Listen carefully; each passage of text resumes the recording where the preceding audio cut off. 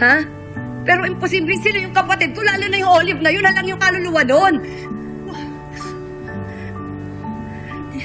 Nay, nandito tayo ngayon para kay Muki kasi nasa peligro yung buhay niya. Baka pwede naman siya muna yung pagtuunan natin ng pansin ngayon.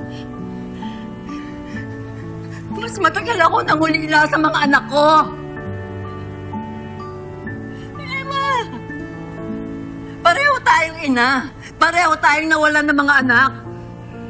Kaya dapat naiintindihan mo kung ano nararamdaman ko.